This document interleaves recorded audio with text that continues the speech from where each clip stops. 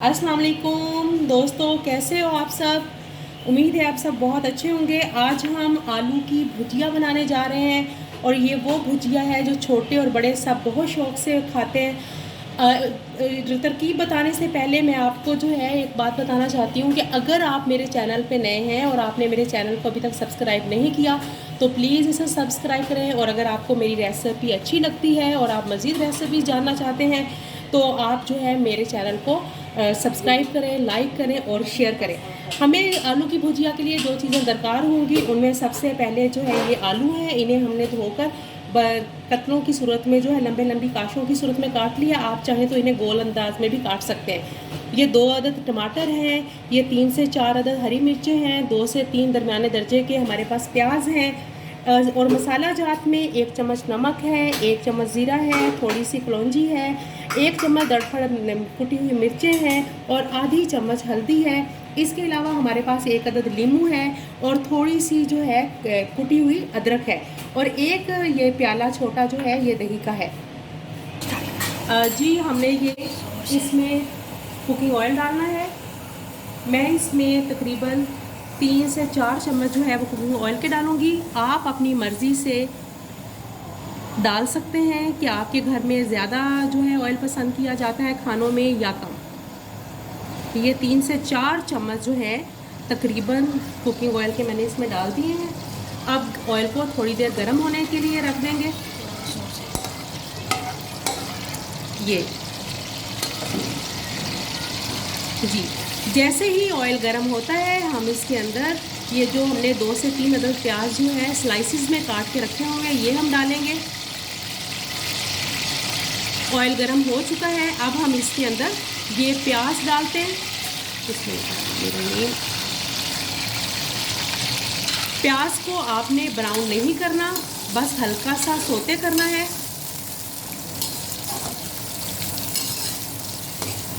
और इसके साथ ही हमने ज़ीरा जो है ये जो हमने रखा था ये डाल देंगे ताकि ये प्याज के भूनने के साथ वो भी भून जाए और उसकी खुशबू जो है एक बहुत अच्छी सी आना शुरू हो जाए।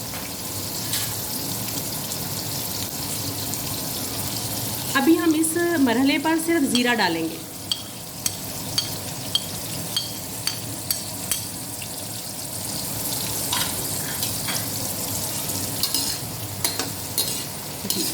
ये ज़ीरा जो है ये जब भुन जाता है तो इसकी एक ख़ास खुशबू होती है जो आपके खाने की इश्तहा को बढ़ाती है। हमने इसको सिर्फ सोते करना है। अब बंद कर दो। जी ये हमारे प्याज जो है सोते हो गए हैं। अब हम इसमें ये कटे हुए आलू जो है ये लंबे स्लाइसिस की सूरत में मैंने काटे हुए हैं। आप अपनी मर्ज़ी से इसको काट सकते हैं। इसको साथ साथ इसको हम फ्राई करेंगे ताकि ये आलू जो हैं ये भी थोड़े से फ्राई हो जाएं। इस भुजिया में चूँकि पानी नहीं डलता है इसलिए जब हम इसको शुरू में प्याज़ों के साथ ही हल्का हल्का फ्राई करेंगे तो ये गलने में आसानी रहेगी। अगर अभी तक आपने मेरा चैनल सब्सक्राइब नहीं किया तो प्लीज़ मेरा चैनल ज़रूर सब्सक्राइब करें और अगर आपको वीडियोस अच्छी लगती हैं तो आप इसको शेयर करें।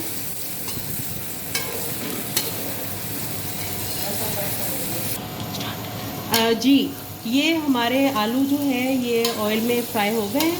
अब हम अगले मरहले में बाकी मसाला जात इसके अंदर डालते हैं। अब सबसे पहले हम इसमें डालेंगे टमाटर और हरी मिर्च।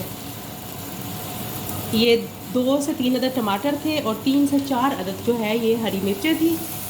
ये डालकर अब हम थोड़ी देर के लिए इसको आलूओं के साथ जो है भून लेंगे और फिर हम इसमें मसाला जात शामिल करेंगे।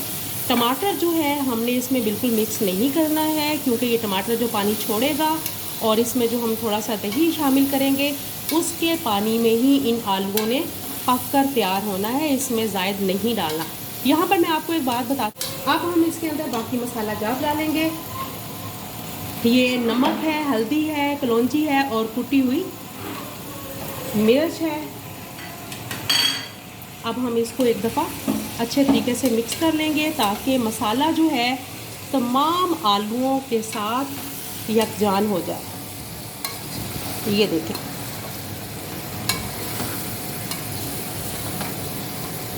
तमाम चीज़ें अगर मरहलावार की जाएं तो आपका खाना जो है बहुत लजीज बनता है।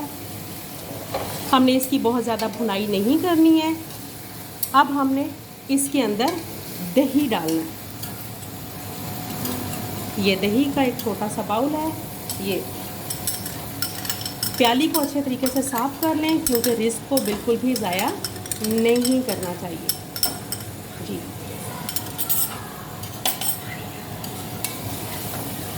अब हम इसको ढाँप के दम के लिए रख देंगे थोड़ी देर के लिए, लो मीडियम आंच पर।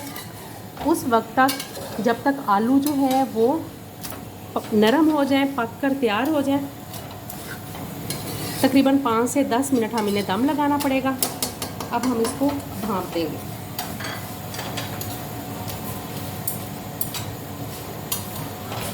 पाँच से 10 मिनट के बाद जो है हम इसे लो फ्लेम कर देते हैं। 5 से 10 मिनट के बाद हम इसको खोलेंगे तो इंशाल्लाह हमारा ये पक कर तैयार हो चुका होगा। जी, अपनी ये हंडिया जो है इसे खोलते हैं जी। ये 10 से 15 मिनट हो गए और ये देखें आप, हमारे आलू की भुजिया जो है अल्हम्दुलिल्लाह पककर तैयार हो चुकी है। आलू भी बहुत अच्छे तरीके से गल चुका है और आपको इसकी इतनी खूबसूरत ये फ्रेश सी जो है इसकी झलक भी नज़र आ रही होगी। अब हम आखिरी मराहिल में इसके अंदर जो और दूसरी चीज़ें शामिल करनी है वो करेंगे।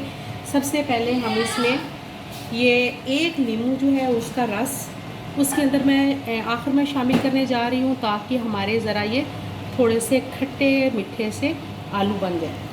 अगर आप इसमें नींबू नहीं डालना चाहते हैं तो आप इसमें इमली जो है उसका पल्प भी डाल सकते हैं। अब हम इसको थोड़ा सा मिक्स कर देंगे।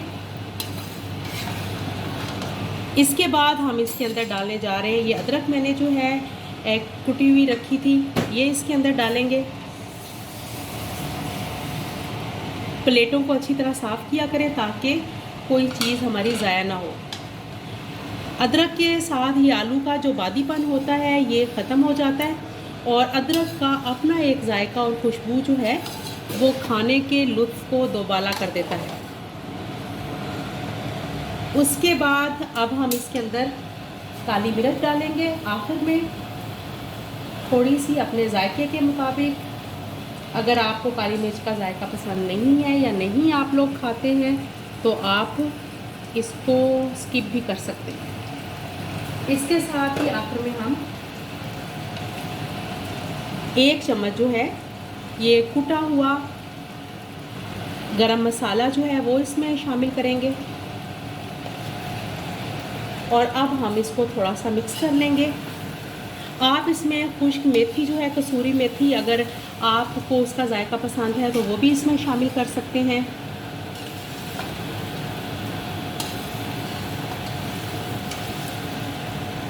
ये देखिए, ये मैं इसको अच्छे तरीके से मिक्स कर रही हूँ। ये देखिए कितना खूबसूरत कलर आया है हमारी सब्ज़ी का। बच्चे बड़े सभी इसे इंतहाई जो है रग़बत के साथ, शौक़ के साथ खाते हैं। ये देखिए, इसको हम थोड़ा सा और भून लेंगे ताकि ये जो सब्ज़ी है अपना जो है ऑयल छोड़ दे। ये देखें ऑयल इसने छोड़ना जो है शुरू कर दिया, ये आपको देखे नज़र आ रहा होगा, इसे छोड़ना शुरू कर दिया। मैं चूँकि बहुत ज़्यादा ऑयल पसंद नहीं करती हूँ इसलिए मैं सब्ज़ी में कम ऑयल डालती हूँ। आप लोग अपनी मर्ज़ी के मुताबिक इसमें डाल सकते हैं।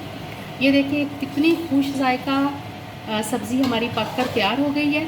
अभी तक अगर आपने मेरा चैनल सब्सक्राइब नहीं किया तो प्लीज़ मेरा चैनल सब्सक्राइब करें और अगर आपको रेसिपीज़ पसंद आती हैं तो इनको शेयर करें, लाइक करें। जी, ये हमारी 2 मिनट की भुनाई हो गई है मज़ीद। अब हम इसको डिश आउट करेंगे आपके सामने।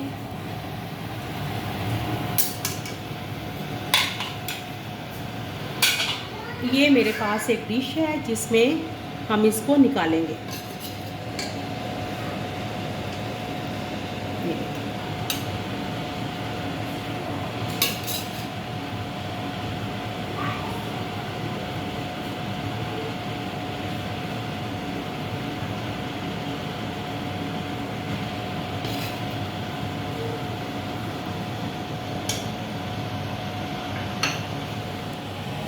ये देखें, ये मैंने आलू की भुजिया जो है डिश आउट कर दी है।